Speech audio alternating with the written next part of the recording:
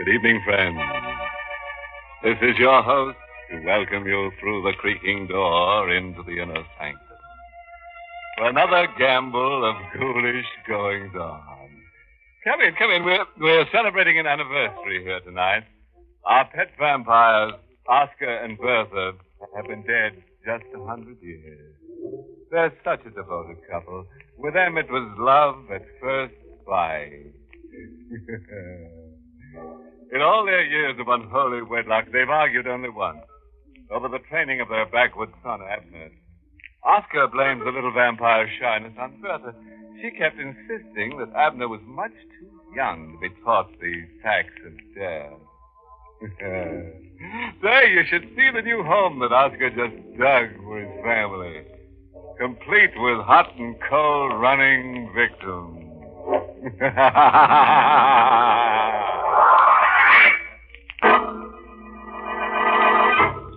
Tonight's Inner Sanctum mystery, Fearful Voyage, was written by Ed Adamson and Robert Sloan, and stars Arnold Moss in the role of Steve, with Elspeth Eric as Rita. All right, folks. Set for another saga in the sanguinary. Well, make yourself comfortable. Sit right next to me. Here, in this coffin. And don't worry about the price of the seat. There's no cover charge. Now let's get to the story as it's told to us by Steve Chapman. Flashes of lightning rip through the black sky in angry silver streaks. The snarling wind whips the sea into a jagged, tossing mountain range of gray water. The fishing boat founders on the reef, its wooden sides crying out against the punishment of the lashing waves. And there on the deck of the dying ship, the lone fisherman faces the relentless fury of the elements. Doesn't have to be this way. She can save me, but she won't. She just stands on that rock and looks down at me and laughs. This is just the way she wants it. She just stands and then laughs at me because she wants me to be as dead as she is. Oh, if I could only go back. It was only 2 days ago. Just 2 days ago. If I could only go back to where I was 2 days ago.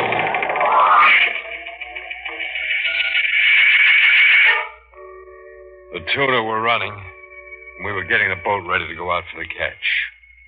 I had 2 men in my crew, both good fishermen. Carlos was weaned on tackle, and he could smell out a school of fish 100 miles away. My other hand, Johnny Martin, could handle a line with the best. The engine's in good shape, Steve. All right, Johnny. Carlos, how about the supplies? All stored below, Steve. This time I bring extra bottle of wine. Import stuff. Yeah, it's basically a girlfriend's cellar. No, Johnny. This real import stuff. Come from Lisbon.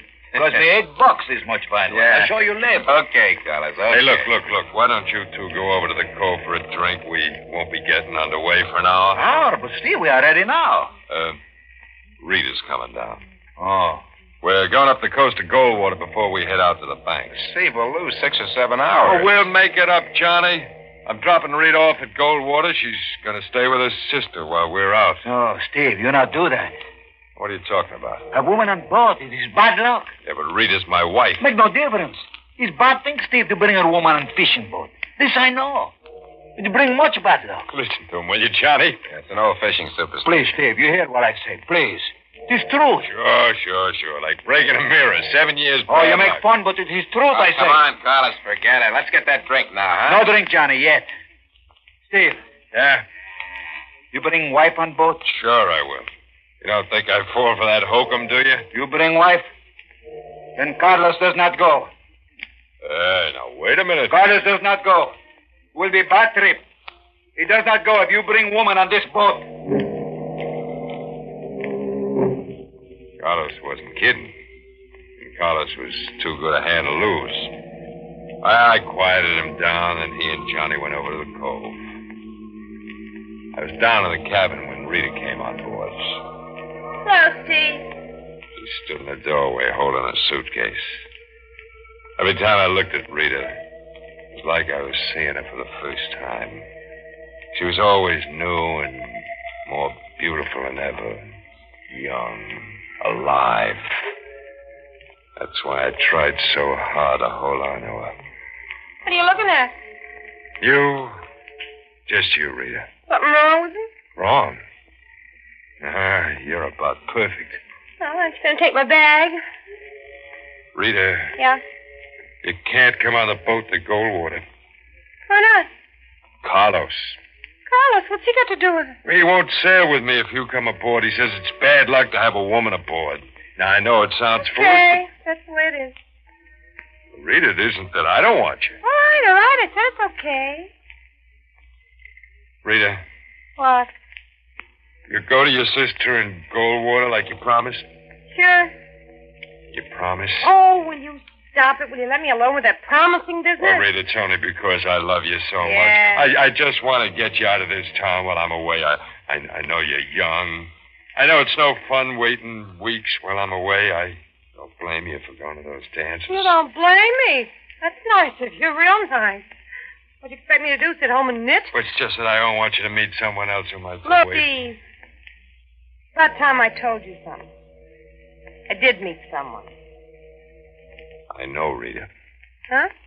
That's why I asked you to go to your sister's. Won't do any good. I wasn't going to stay in Goldwater anyway. I won't be around when you get back, Steve. Oh, Rita, Now please. don't. Now don't. Let go. No, Rita, you gotta wait for Stop. me. You're knocking me all out. Now let go. No, not until you Get promise your hands me. off of me. I can't stand it when you touch me. Oh, Get Rita. your dirty hands off of me. Look at the way they smell of fish. Always pulling me, always grabbing. Makes my stomach turn. All right. I promise you I'll give up fishing. This will be my last trip. I promise. Only you gotta wait. Wait! I wouldn't wait another 2 minutes. I always hated you. The first time you put those hands of yours on me, I only married you because I needed somebody to take care of me. Oh, no, don't Well, what do you you say think that. I married you for? Because you're young and handsome? Stop it. Young and handsome. Ooh, that's a laugh. Did you ever take a look at yourself in the mirror? A good look? Stop it. I had to make her stop talking that way. So I hit her. She staggered back across the cabin up against the beam. Then she slumped to the floor. I stood over her. A ribbon of blood flowed out of her blonde hair, moved toward my feet. I touched her and I spoke to her. But she was motionless and silent and dead. Rita was dead. And I killed her. But I didn't mean to. I loved her, but what could I tell them? They wouldn't believe me. I knelt there looking down on her. And then I heard the whistling. Carlos and Johnny were coming back. Lifted Rita in my arms and carried her across the cabin to the chest. I put her in there. I slammed close the lid of the chest just as Carlos and Johnny come down the stairs to the cabin. Well, Steve, Rita get here? Yeah, Johnny. She does not come with us, Steve. No, Carlos. It's better that way. Maybe it is. Hey, Steve. Huh? That's Stu's suitcase over there. That's Rita's, isn't it? She forgot it, maybe. I bring it to her right now. Oh, no. What she got? Wait, we're shoving her off right now. What, the bag of Rita? Well, she brought some stuff down for me, some things I forgot. Get the motor started, Johnny. Okay, Skipper. Well, Carlos, what are you standing there for? You heard me. We're shoving off. I hear you, Steve. I hear you.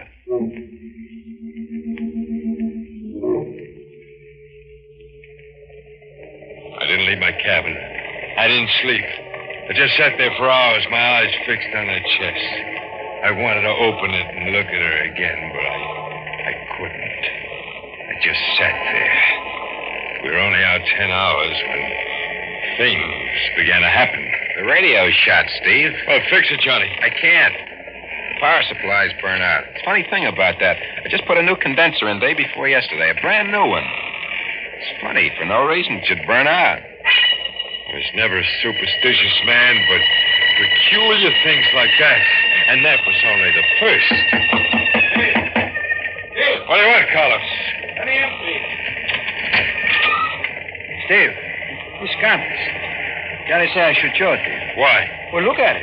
We are headed north. But the needle points this way. Oh, no. Now, you see? Give me that compass. Sure. Steve, what are you doing? This'll fix it good. Steve! You break why? Get out of here. But you can't... Go on, do as I tell you. Get out. Go on, get out.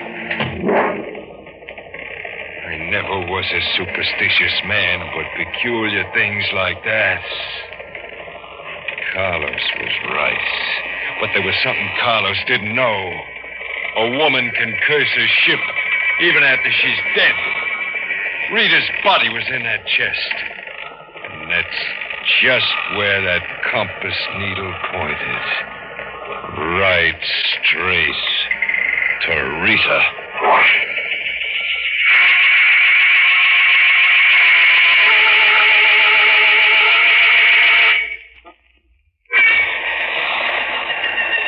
Superstition become a fact. A real living thing. I had to get Rita's body off that boat before something really bad struck us. I put the body into my sea bag and carried it up on deck. It was a bright moonlit night, clear, except for one dark cloud that hung just above our mast. Hello, Steve. Carlos. Oh, you come on deck, Steve. I'm glad. You feel better, eh? Thought you were in your bunk. No, I do not see it, Steve. That sea bag. What about it? What you do with it? Well, why? Is it any of your business? Why, you only ask, Steve. Well, it's, got some of my old clothes in it. Yeah, some old clothes. I was going to dump them overboard. Will you let me see what you have in the bag, Steve? Well, I told you I only got... But you all the time give me old clothes. Some very good. This coat I wear. I take before you throw it away, you remember? There's nothing in here you can use. Well, how do you know? You don't let me see. I told you there's nothing in here for you. Nothing that's any good. Now, will you get out of here? Huh? Look. What's the matter? Look on the deck. It comes from that bag. Blood. Steve. You're dripping from the back you hold.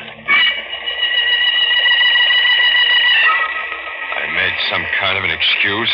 I told Carlos I cut my shoulder, then I threw the bloody shirt into the sea bag. After Carlos went up to the deck house where Johnny was at the wheel, I threw the bag over the side.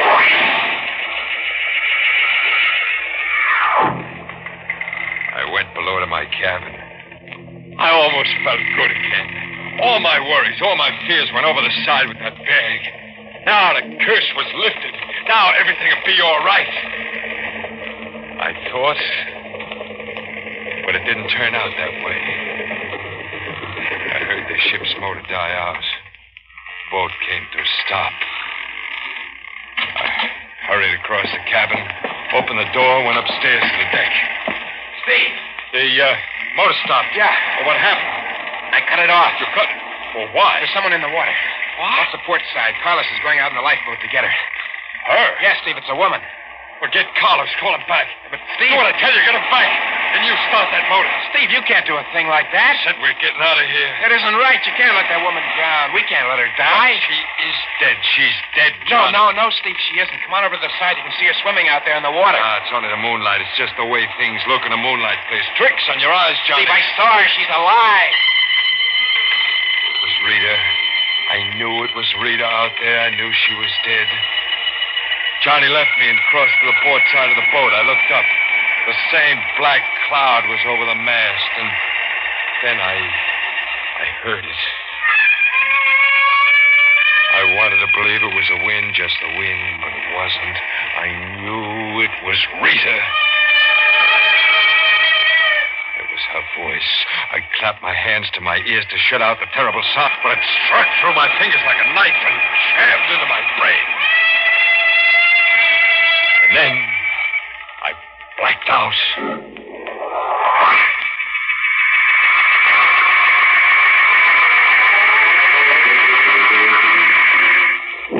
Oh.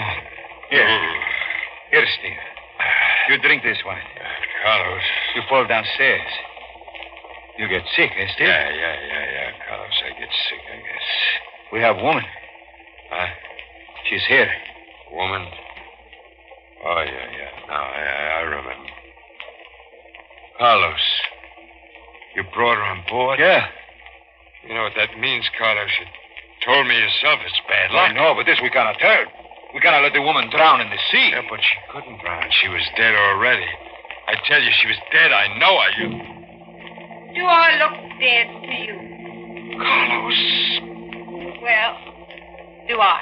I go up to deck house with No, John. no, Carlos, don't leave me here with her. You talk to her. No, Carlos, come back. You're afraid of something, Steve. Is it me? You're dead. Now, why do you keep saying it? Well, because I know you're dead. I would have been, but Carlos and Johnny saved me. Well, you don't look the same, but that's a trick to fool them. I know who you are. No, you Yes, don't. yes, I do. And I know why you come back, Rita. My name isn't Rita. It's Edith. Edith Lawson. I told the whole story to Johnny and Carlos. My plane crashed into the ocean. That's simple. They believed it. Because they don't know. You can trick them. Steve, you're sick. I know why you come back from the dead. You want to see me destroyed. You can't fool me because I know who you really are. You seem so sure of that. Sure. It's that dress you're wearing. I remember it, Rita. I gave you that dress for your birthday. I had to get her off the boat again, some way. Johnny, that fool Johnny, told her to rest in his bunk. If I could only made him understand somehow. I went up on deck. The superstition was being fulfilled right in front of my eyes. The black cloud above the mast spread itself out into a giant blanket, snuffing out the light of the moon and the stars. Cold wind came moaning out of nowhere. I had to do something before it was too late. I went forward to the deck house where Carlos was at the wheel. Carlos, yeah, he would understand. I don't understand, Steve. What do you try to say? That woman, Carlos, she's cursing this boat. Look how it's blowing up. Yeah, yes, Steve. Big storm coming. Well, she's doing it. It's because she's on this boat. We'll all be killed. Nothing we can do, Steve. Yes, there is. We can get rid of her. Steve! Don't you see we got her? If we're going to come out of this storm alive, we got to get rid of her. Oh, not a thing like that, Steve. Carlos, listen to me. I'm going to tell you something. That woman, she's not who you think she is. She's my wife, Rita. No, Steve. Yes, she is. Rita, come on board before we left port. I lied to you. She didn't go back on shore. I killed her. And it's a trick. The dead who return can play tricks. But there's one sure thing I know her by. That dress she's wearing, I gave it to her as a birthday present. Steve, I gave the woman that dress. What? She was wet. I look in your closet and cabin for something for her to wear. I find the dress in Rita's suitcase. What? In the suitcase, you say, Rita, bring your things, Steve. Well, then... I knew when I see the blood fall on deck from that sea bag. Well, you never said anything. She was a bad woman, Steve. No good. But she's come back, Carlos. No, Steve. Rita's dead. She's come back. I tell you, she's down below in Johnny's bunk. She's bringing this storm on. She's going to have us all killed. I know what we'll do, Carlos. No, Steve. You want to die? It's a bad thing to kill. I have it all planned. You throw a blanket over her so Johnny won't hear her scream. Steve, please, I cannot do this. I have a piece of lead pipe in the cabin. I'll take care of the rest with that. No, Steve. I will not help you. No matter what storm brings, I will not help you kill. I had to do it myself. The passageway to Johnny's bunk was dark. As I got closer, I could hear her breathing. Then I threw the blanket over her. And as I held the blanket down, she started to kick and struggle. Then I raised the pipe and...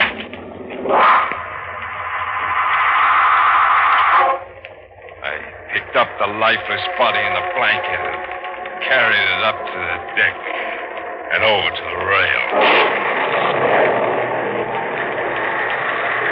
For a while, I stood on the deck and watched the storm grow and grow. A wind whipped the heavy rain before it. The swelling waves lashed and kicked at the sides of the boat. I almost welcomed the storm because I knew we'd ride through it. She was gone. This time, forever. You enjoying the storm? I wheeled around. She was standing at the top of the stairs. The light from the cabin below made devil shadows on her face. Mind if I stand here with you? Oh, no, don't you come near me. You're still afraid of Stay me. away, stay away. You mustn't be afraid of me, Steve. I'm not going to die. I'm not going to be dead like you. Why do you think I'm dead? I just killed you again. Again? Well, how can you come back again? I had it all planned perfectly to block the pipe. I knew you'd be in Johnny's bunk. I wasn't in Johnny's bunk. Yes, you were. I threw the blanket over you and... You killed Johnny. What? Carlos told Johnny he wanted me to come up to the deck house, and then Johnny went back to his bunk. It wasn't you. Johnny. I killed Johnny. Steve, we've got trouble. Carlos, Johnny, Real trouble, Steve. The wheel. It will not move. It stays one way. I can do nothing with it. The Carter Reef is ahead. We are coming to it soon. We will go up in the reef. You must get Johnny quick. He can fix the wheel. Johnny is the one who can save us. Johnny was the one who could save us, and Johnny was dead. I killed him. I went to the deck house. Carlos played the light beam on the darkness ahead. Well, I tried the wheel. It wouldn't budge. It was as if an invisible hand was holding the boat on a fixed course. Steve, up ahead. The reef. We've got to get out of here. We're going on the rocks. Hurry. I go with him, but something held me in the deck house. It was what I saw at the top of one of the rocks. Rita. It was Rita. She was standing there waving to me. Steve, hurry. It will be too late. They're looking up at Rita as the rocks come closer and closer.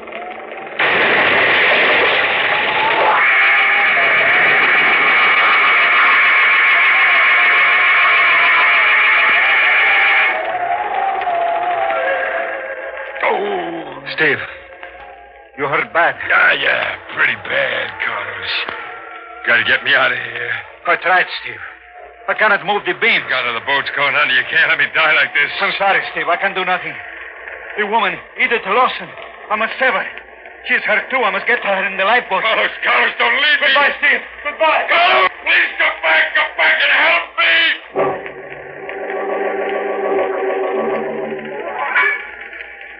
I've been waiting for you, Steve. Rita, help me. Come down here and get me off this boat. Oh, I couldn't do that, Steve. Don't you remember? It'll bring bad luck if a woman comes aboard a fishing boat. She can save me, but she won't. She just stands up on that rock up there and looks down at me and laughs. This is the way she wants it. She wants me to be as dead as she is.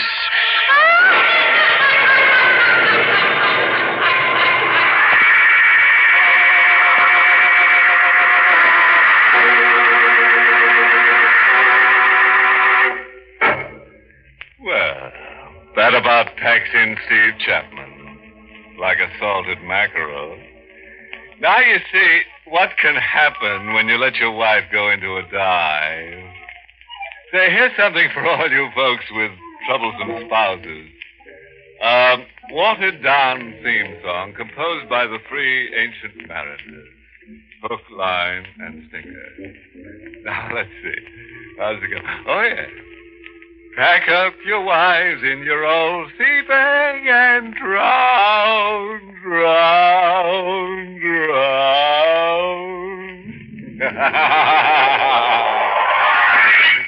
Good night. Pleasant dreams.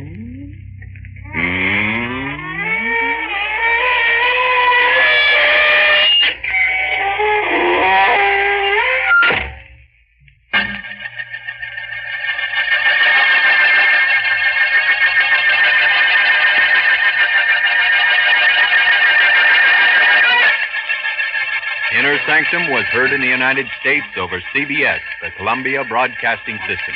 Has been rebroadcast for servicemen and women overseas through the facilities of the United States Armed Forces Radio Service, the voice of information and education.